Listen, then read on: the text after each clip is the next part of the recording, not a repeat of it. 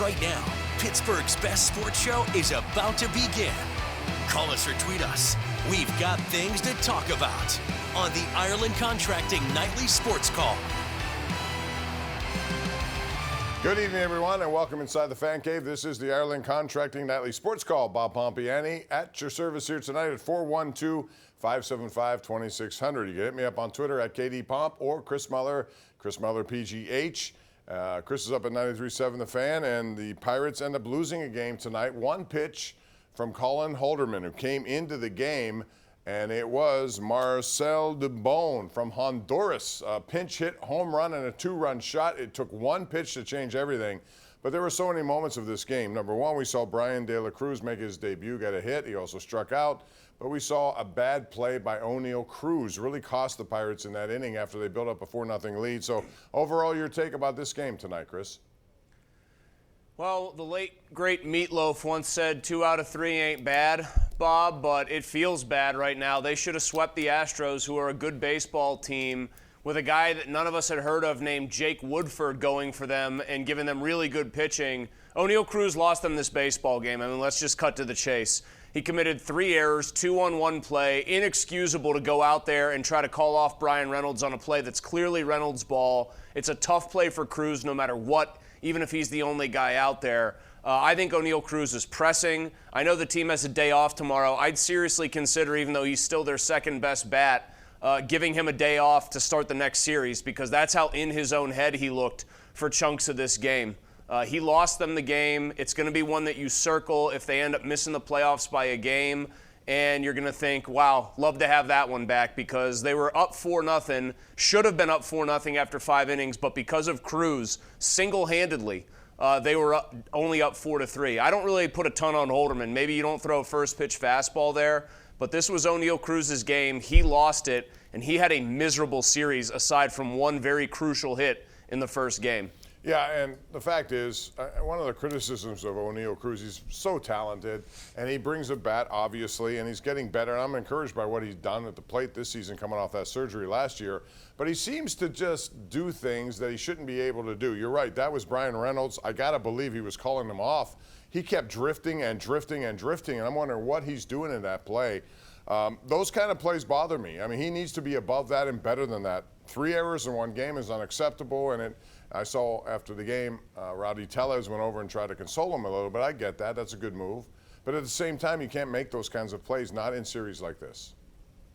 Well, his bat is the potential to be so good and so game-changing that they want to keep him in the lineup, and he doesn't want to play outfield. But your shortstop is supposed to be overall the best defender on the field. That's why he plays shortstop, and he's not their best defender. And if he's hitting big-time home runs, you live with the occasional throwing error like he also made today. He made a couple really nice plays, but my theory on this is O'Neal Cruz is so athletic, he thinks he can do anything out there. I also think on that specific pop-up that was really the play of the game, Bob, I think he felt like he needed to press and make a nice play and put his stamp on the game, because he had been getting wiped out at the plate the last 10 plate appearances or so. I think he was pressing. It's just, I'm not going to say immaturity or lack of baseball IQ or anything. It's just a guy trying way too hard to make a play when he needs to make the smart play, which is get out of the way.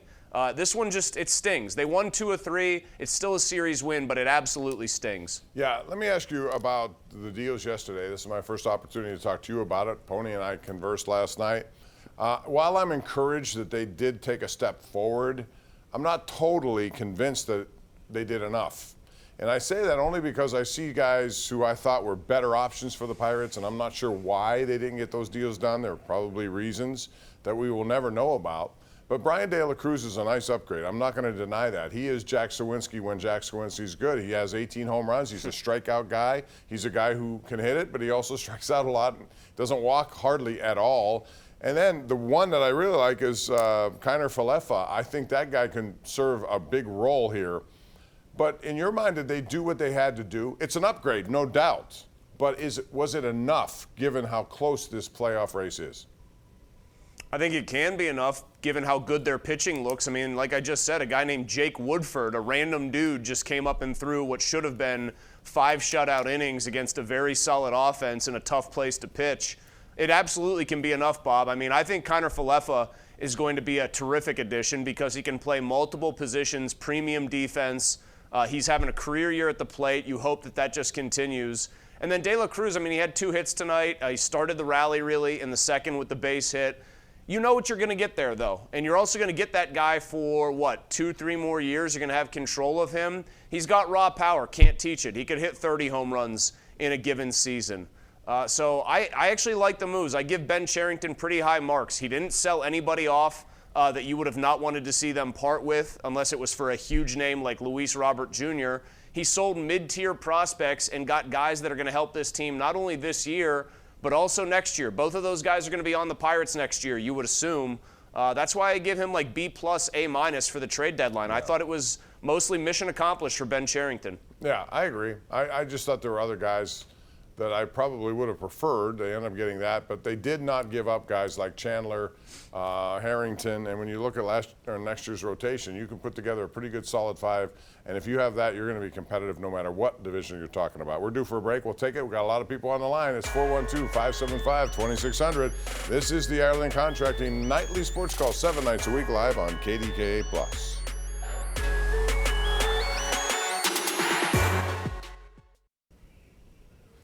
All right, welcome back. Our GMC Sierra tweet of the night is from the Pirates, and these are the new numbers. You saw Beeks in there tonight at 68. De La Cruz had 14, but Joey Bart has that number, so he switched to 41. Kiner Falefa at number 7. So the bottom line is the Pirates lost ground to Arizona. They're coming into town. Arizona had a pretty good series against the Washington Nationals, so they're going to come in here, and they've done well here. Chris, the next really, how many weeks? 2.5 weeks. They got all these teams from the Western conferences or the Western divisions of both the American and National Leagues, and these are going to be tough matchups. You got the Dodgers, Padres twice, Arizona, Seattle. Do you like that kind of scheduling as we get into August, knowing that you got a lot of divisional games in September?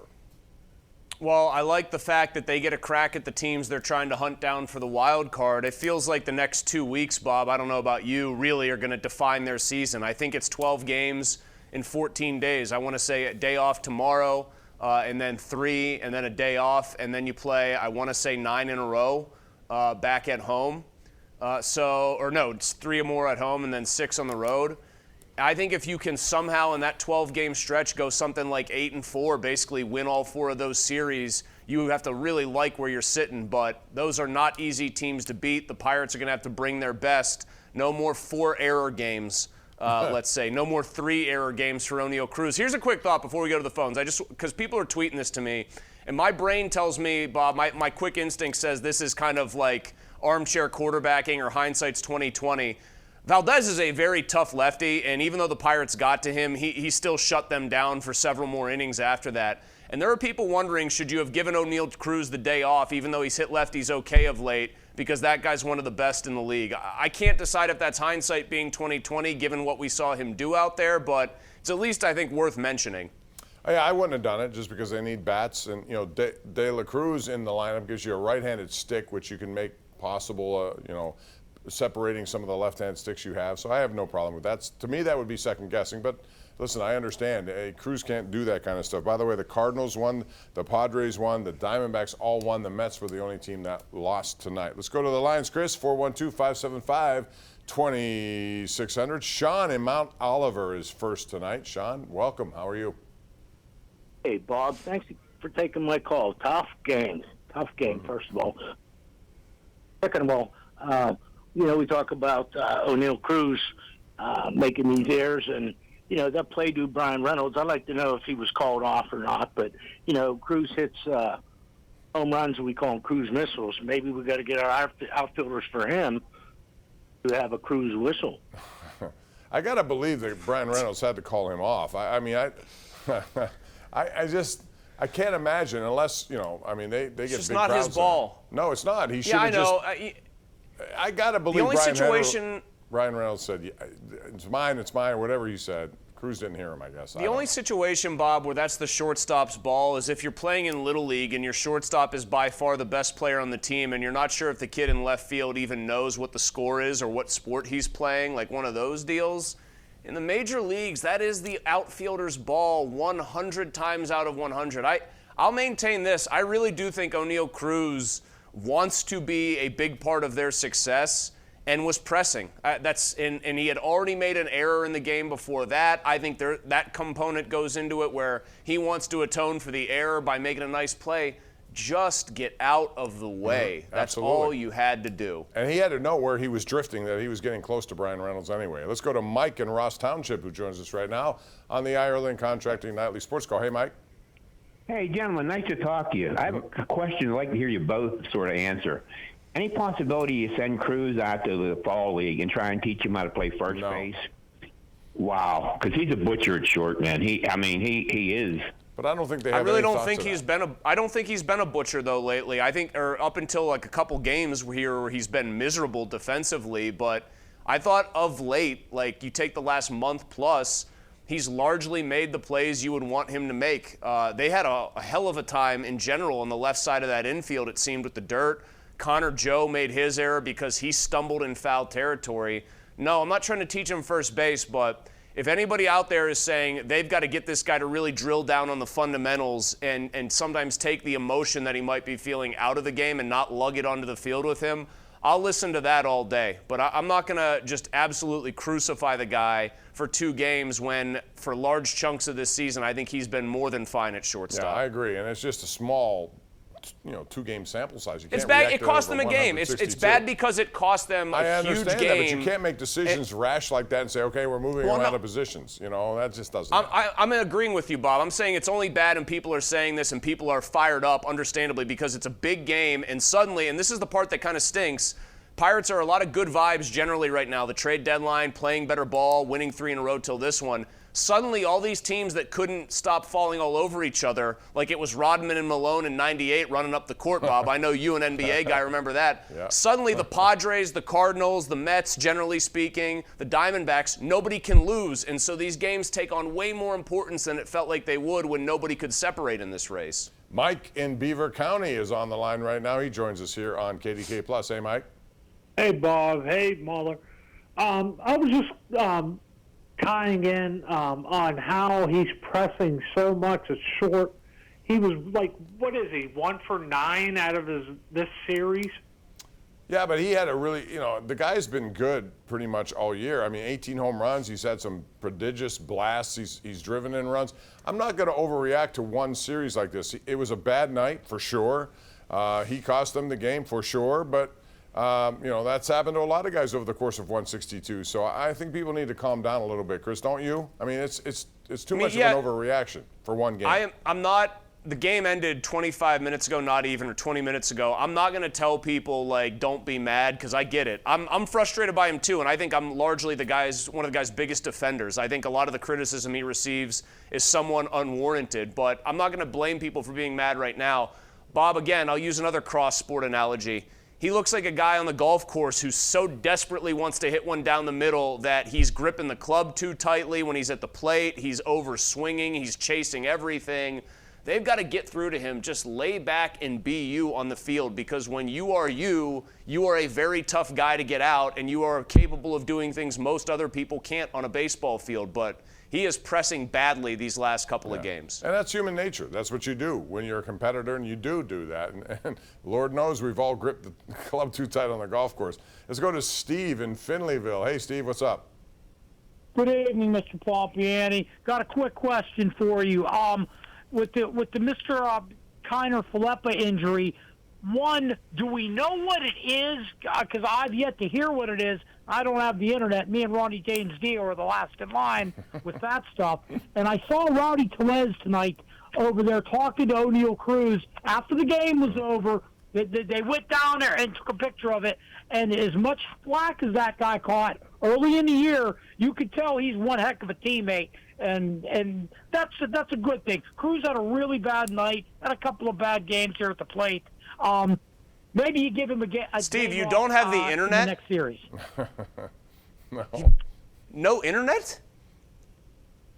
Steve? I'm sorry. No, it's okay. I'm just gobsmacked that he claims not to have the internet. I can't even get past the rest of the call, Bob. He doesn't have the internet, Bob. What is he doing? I don't know, but It sounds like by choice. You know, I wonder what's going to happen, though, if Kiner Falefa's not ready right now. What do they do at second base? Is it still Triolo? Or I think he's going to be ready pretty soon because I know he was already on the rehab assignment with Toronto when the trade happened. So I've got to imagine that even though he's got another year on his contract, so he's not just neither guy that they got as a pure rental position player, I've got to imagine that Ben Cherington felt good that medically this guy would be back in the lineup pretty soon. So I would imagine a couple of days at most. And then you'll see him in there every day somewhere in the lineup because he can play multiple positions. Yeah, everything in the outfield, the infield, catcher. He was actually drafted as a catcher. So the only thing I don't know that he has done is pitch. And maybe he's already done that in one of those kind of games. I don't know. We got to take a break, though. We'll come back with more. It's the Ireland Contracting Nightly Sports Call. We're live on KDKA+.